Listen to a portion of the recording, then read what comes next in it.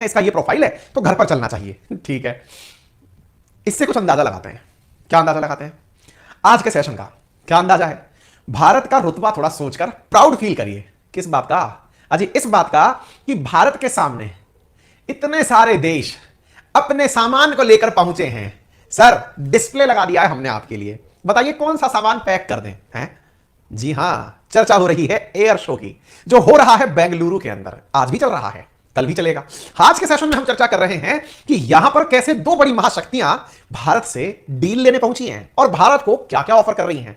सारी बातें आज के सेशन में होंगी, तो होपफुली आपके दिमाग में इस पूरी कहानी की पिक्चर के पीछे का आधार बन चुका होगा और उसी इज्जत से आज के सेशन का आनंद लीजिए। चलिए आपको बताते हैं चल क्या रहा है दुनिया में। भाई साहब, इंडिया के अंदर फिलहाल मोदी जी हाथ जोड़कर बैठे हैं। ठीक है, 14वां एयर शो आयोजित किया है। इंडिया ने कहा यार अब हम ना किसी के यहां डेमो लेने नहीं जाएंगे, हम शोरूम नहीं जाएंगे, सारे शोरूम वाले आ जाओ।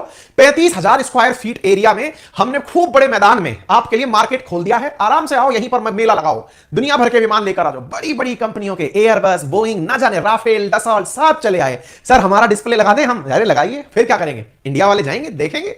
हमारे देश के रक्षा मंत्री, प्रधानमंत्री, DRDO, HAL सब जाकर के निहार रहे हैं। हाँ ये ठीक है, ये एक पैक कर दो, हाँ ये ठीक है, ये एक पैक कर दो, कुछ उस तरह से। इतना ही नहीं, अब चूंकि हम बड़े हो गए भाई, एशिया का सबसे बड़ा एयर शो आयोजित किया है हमने। एशिया का बड़ा मतलब समझते हैं आप? एशिया में चाइना भी बैठा है, जापान भी बैठा है, रशिया भी बैठा है तो सही ना। उन सबसे बड़ा आयोजित हमने कर दिया भाई। और इस आयोजन का मतलब समझ रहे हैं? यानी एक ऐसा मेला लगा दिया हमने जिसको और दुनिया के देश देखने आ रहे हैं कि सर अगर मुझे लेना हो तो अरे ले लो। कुछ स्टॉल हमने अपने सामानों की भी लगाई हैं, हमारे इंडिया के प्रोडक्ट को भी लगाया है, ले जाना पैक करा करके। मतलब समझ रहे हैं आप? दिल्ली के प्रगति मैदान में आपने किताबों का मेला लगते देखा होगा, बेंगलुरु के अंदर इन दिनों हवाई जहाजों का मेला लग रहा है। टेक्नोलॉजीज जो एयरफोर्स के काम आ सकती हैं उनका मेला लग रहा है। भारत की डिफेंस में जो काम आ सकती हैं उनका मेला लग रहा है। मेले में पता है सब लोग क्या कह रहे हैं? सर ले लीजिए ना। आइए बताते हैं। तो आज के सेशन पार्टिसिपेट कर रही हैं और तो और पार्टिसिपेशन करके, जैसे आप में से कुछ लोग कहते होंगे सर अगर हमें गाड़ी खरीदनी हो तो ऐसी स्थिति में तो हम उसके चला के ड्राइव भी लेंगे। अब यार अपन लोग क्या है, फाइटर फ्लाइट तो चलाना जानते नहीं, ना PM चलाना जानते, ना रक्षा मंत्री। तो यहां पर डेमो दिया जा रहा है बकायदा। फील देखिए आप, ऐसी फीलिंग आ रही है कि मतलब देख करके गूज बम्स आ रहे हैं। ये सारे के सारे लोग बैठकर देखे हुए हैं। असल में प्रधानमंत्री को केवल प्रधानमंत्री नहीं भाई, देश का प्रतिनिधित्व करने वाला मंत्री है। कोई भी व्यक्ति जो इस काम को करेगा, कोई सा भी प्रधानमंत्री हो, ऐसा नहीं है कि इन्हीं के समय पर आयोजित हो रहा है। 14वां बार आयोजन है, हर 2 साल में आयोजन होता है ना। तो ऐसी स्थिति में जो भी प्रधानमंत्री रहा होगा, सोचिए ना, भारत की ये बढ़ती हुई ताकत है और हर दिन बढ़ती जा रही है। एशिया का सबसे बड़ा आयोजन अगर हमने किया, आप देखो, ये देख रहे हो आप, ये प्रचंड है, प्रचंड। हाँ, भारत द्वारा विकसित प्रचंड। इस हेलीकॉप्टर ने तो भाई साहब एकदम माहौल बनाया हुआ है। भाई साहब ऊपर यो वर्टिकल उठा है और वर्टिकल ही नीचे आया है, मतलब अपलिफ्ट और डाउन एक साथ। भारत ने इसका ऑर्डर बुक कर दिया, पैक कर दो, वो वाली बात हो गई है। ये देखो आप, कर्तव्य रियल में फील आ रही है। थोड़े दिन और रुक गया होता बेंगलोर तो ठीक रहता है, मजा के देख ही लेता है, अब छूट गया मुझसे। ये देख रहे हो एरो शो हो रहा है और ये सब लोग चला चला के दिखा रहे हैं, अजय रिझा रहे हैं कि सर थोड़ा सा हमारे भी लिए दिल काट दीजिए ना। खैर, इंडिया फुल आनंद ले रहा है कि मस्त रहो। 14वां संस्करण है, एरो इंडिया का संस्करण है और भारत इसका आनंद ले रहा है। कहां पर? येलहंका नामक वायु स्टेशन पर हो रहा है। प्रधानमंत्री समेत यहां पर दुनिया भर के जो नेता आए हैं उन सबका यहां पर प्रॉपर तरीके से स्वागत किया जा रहा है। 1996 के अंदर इसकी शुरुआत की गई थी, हर दूसरे साल इसका आयोजन हो रहा है। 14वीं बार इस बार आयोजन हुआ है। भीड़ से आप अंदाजा लगा, ये आम जनता नहीं है, आम जनता तो चलो है, उसके अलावा डेलीगेट्स कितने बड़े बड़े हैं आप उससे अंदाजा लगा लीजिए। रक्षा मंत्री जैसे लेवल के लोग हैं। प्रधानमंत्री ने ट्वीट करके जानकारी दी और इंडिया के बारे में कहा कि इंडिया ऑफ अमृतकाल, 75 साल हो रहे ना हमारी आजादी को। सोचो, अभी टाटा ने रोजगार दिया है अमेरिका को, टाटा ने रोजगार दिया फ्रांस को, यूके को, और अब फिर से हम आकर खड़े हो गए हैं। Proud to be Indian. India of Amritkaal is flying fast and high like a fighter plane. हम बिल्कुल फाइटर प्लेन की तरह उड़ रहे हैं। She will not miss any opportunity. Who is she? India. Bharat Mata की जय। PM Modi at the inauguration of aero India 2023। आप यहां पर इनके द्वारा दिए गए कमेंट्स देख सकते हैं। यहां पर सुखोई 30 MKI फाइटर जेट्स भी हैं। तो एरो इंडिया के उद्घाटन के समय तेजस विमान का प्रदर्शन भी यहां पर चल रहा है। भारत के प्रधानमंत्री ने कहा कि भारत वर्ल्ड का डिफेंस मैन्युफैक्चरिंग हब बन रहा है। कहां से? इंपोर्टर से एक्सपोर्टर बन रहा है। 5 बिलियन एक्सपोर्ट का टारगेट है, 2025 तक कर देंगे। ओरिजिनल मैन्युफैक्चरर बनेंगे, यहीं पे प्रोडक्ट बनाओगे, सर्विस नहीं। आप सबसे गुजारिश है जल्दी से सेशन को शेयर कर दीजिए। आपका अपना है RNA भाई अंकित अवस्थी, नया चैनल है, आपसे गुजारिश है ज्यादा से ज्यादा शेयर करिए। चैनल पर नए हैं तो सब्सक्राइब करिए, इसको कहने की जरूरत ना पड़े, है ना। इसकी रीच पहुंचाइए। अपनी मेहनत से अपन ने एक बहुत बड़ा चैनल बनाया था, 60 लाख लोगों तक का पहुंचाया था, अब वो छूट गया है। अब आपके प्यार से देखते हैं आप इसे कहां तक पहुंचाते हैं, ठीक है ना। आपकी मैं उम्मीद करता हूं कि मैं कंटेंट में कमी नहीं छोड़ूंगा और आप इस चैनल को प्यार देने में कमी नहीं छोड़ेंगे। देखते हैं आप इसे कितनी ऊंचाइयां तक पहुंचाते हैं। रिकॉर्ड स्थापित हो कि कल जब हम सेशन में आए तो यहां पर 100K सब्सक्राइबर नजर आए, तब तो लगेगा कि हां हमने कुछ लैंडमार्क क्रिएट किया है। ठीक है, चलिए, तो उम्मीद है कि आपको ये समझ में आ रहा हो। एयर इंडिया शो में क्या खास है वो हमने बता दिया, किस तरह की चीजें हैं वो हमने बता दी। यहां पर एक बहुत ही चीज जबरदस्त हुई है, और वो क्या हुई है, HLFT। असल में क्या हुआ, हिंदुस्तान के द्वारा हिंदुस्तान एरोनॉटिक्स लिमिटेड ने एक चीज फील की है इन दिनों कि हमारे जो फाइटर जेट्स आ रहे हैं वो तो बहुत तेज आ रहे हैं, सुपरसोनिक स्पीड के फाइटर जेट्स हम लोग खरीद रहे हैं, सुखोई, ये जो आपके राफेल जैसी चीजें हम खरीद रहे हैं, तो हमारे जो पायलट्स हैं उनकी ट्रेनिंग के लिए भी तो कुछ होना चाहिए। तो ट्रेनिंग के लिए HAL ने एक फाइटर जेट यहां पर प्रदर्शित किया, उसका नाम था HLFT-42। ये असल में ये फाइटर जेट आने वाले समय में हमारे फाइटर जेट्स को, हमारे जो पायलट्स हैं उनको ट्रेनिंग देगा। इसकी टेल पर हनुमान जी की तस्वीर लगी थी। उसके बाद भाई साहब जो है बवाल शुरू हो गया लोगों के अंदर, क्योंकि कुछ लोग तो बिल्कुल धर्म के नाम पर धर्म विरोधी हो जाते हैं कि यार ये क्या कर दिया आपने। टेक्निकली ये जिसका अग्रज है, यानी कि इसका जो अनुज है, ये जो हम दिखा रहे हैं ना आपको HLFT, जिस पर हनुमान जी की ये तस्वीर लगी है, इसके नीचे जो लाइन लिखी है वो लाइन बड़ी गजब की थी, द स्टॉर्म इज कमिंग, तूफान आ रहा है। तूफान किसके लिए, इस फाइटर जेट के लिए। HAL ने कहा, बहुतों की बहुत सारी मर्जी लग गई, अरे इंडिया सेक्युलर देश है, आपने हनुमान जी की तस्वीर क्यों लगा दी।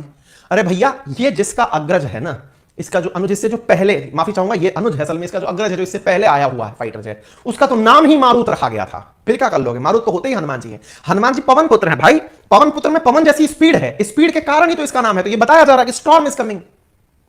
अरे जिस संविधान के अंदर सेक्युलरिज्म है उसके फ्रंट पेज पर राम जी हैं, इसका मतलब ये हो गया कि आप सेक्युलरिज्म के नाम पर भगवानों से प्रतिकार करेंगे। लोगों ने गजब माहौल बनाया। फाइनली इसके ऊपर से हनुमान जी की वो हटाई गई। HAL ने कहा हम इस विवाद में नहीं पड़ना चाह रहे कि भाई हमने ये हटा इसलिए दिया क्योंकि हम जिस कंसेप्ट को लेकर के बना रहे हैं कि हवा की सी गति हमारे फाइटर जेट की होगी, ये हिंदुस्तान एरोनॉटिक्स लिमिटेड बनाएगा, कोई नहीं। फिलहाल के लिए HLFT जो है ये बन रहा है। अब यहां पर दूसरी चीजें देखते हैं आप, और वो क्या है, लाइट कॉम्बैट एरोक्राफ्ट हेलीकॉप्टर प्रचंड जो है, ये यहां पर एरोपैटिक डिस्प्ले दिखाता है, एकदम सीधा, एकदम नीचे।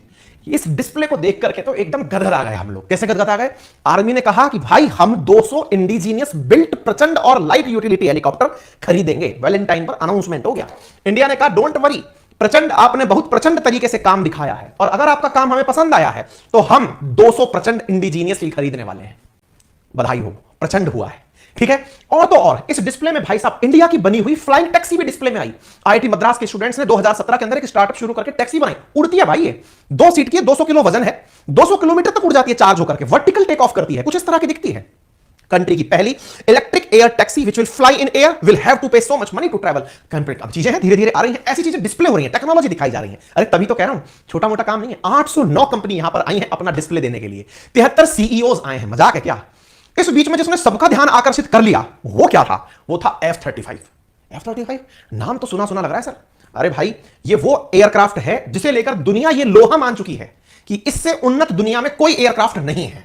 अमेरिकी एयरक्राफ्ट है ये वो एयरक्राफ्ट है जिसके बारे में अमेरिका ये दावा करता है कि ये 5th जनरेशन का एयरक्राफ्ट है, दुश्मन इसे पकड़ नहीं सकता। मतलब पकड़ कौन सकता है, बहुत तेज उड़ते हैं ये तो। अरे जनाब फ्लाइट्स जब उड़ती है ना तो रडार से पकड़ी जाती है। रडार, हाँ जी, रेडियो डिटेक्शन एंड रेंजिंग। आप लोग जब फ्लाइट उड़ती हुई देखते हैं, नीचे बॉर्डर्स पर रडार लगे होते हैं, वो रेडियो वेव्स को ऊपर फेंकते हैं। रेडियो वेव्स फ्लाइंग ऑब्जेक्ट से टकराती हैं, अपना मैसेज वापस भेजती हैं कि ऊपर से कुछ निकल गया है। रडार्स के इन्हीं सिग्नल्स को कैच करके पता लगाया जाता है कि ऊपर से कुछ निकल रहा है।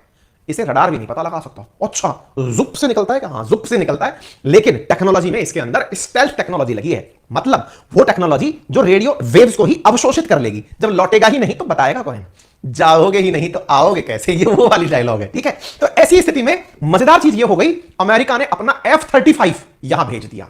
कुछ तो गड़बड़ है यार, F-35 इंडिया आया है, मतलब इंडिया को ललचाने की कोशिश की जा रही है कि सर जी F-35 का ऑर्डर बुक कर दो ना। और तो और F-35 यहां पर करतब भी दिखाएगा, एक तो डिस्प्ले में खड़ा रहेगा, एक उड़कर चक्कर दिखाएगा। चक्कर नहीं, देखो सर हम उड़ गए, ये होने जा रहा है यहां पे।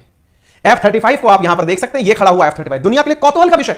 इंडिया में F-35, भाई साहब पाकिस्तानी पत्थर मार रहे होंगे सिर पे कि हमको तो F-16 दिया हुआ है ये, और ये F-16 दे करके इनके पास F-35 ले गया। अमेरिका के पास F-16, F-18 जैसे फाइटर जेट्स और भी हैं जो देता रहता है लोगों को। इंडिया के डिस्प्ले में F-35 लाके खड़ा कर दिया। क्यों? इंडिया राफेल जो खरीद चुका है, 4.5 जनरेशन का था, ऑलरेडी खरीद चुके हैं, अगली जनरेशन पर मूव कर रहे हैं, ऑर्डर प्लेस करने वाले हैं। बता तेरे पास क्या है? सर जी F-35 ले लो। इंडिया ने कहा सोचेंगे, कुछ तो सोचेंगे। रूस ने कहा ओ भाई साहब सुनो, ये ताजा ताजा प्रेमी है आपका, मैं पुराना लव हूं आपका। वैलेंटाइन का मतलब इसका मतलब थोड़ी है जहां से आया आप उसी के पीछे चल दिए। मैं भी हूं। बोले हाँ भाई तेरी झोली में क्या, वो बता, आइए बताते हैं। इतनी देर में साहब आकर के हमको कुछ पुरानी बातें याद आती हैं कि अमेरिका इस बात को खुद से स्वीकार कर चुका है कि भाई इंडिया और रशिया की दोस्ती बहुत पुरानी है, पुराना प्यार है, और जब पुराना प्यार है तो हमें चाहिए कि हम इंडिया की डिपेंडेंसी रशिया पर कम करें। दुनिया को भले ही हम F-35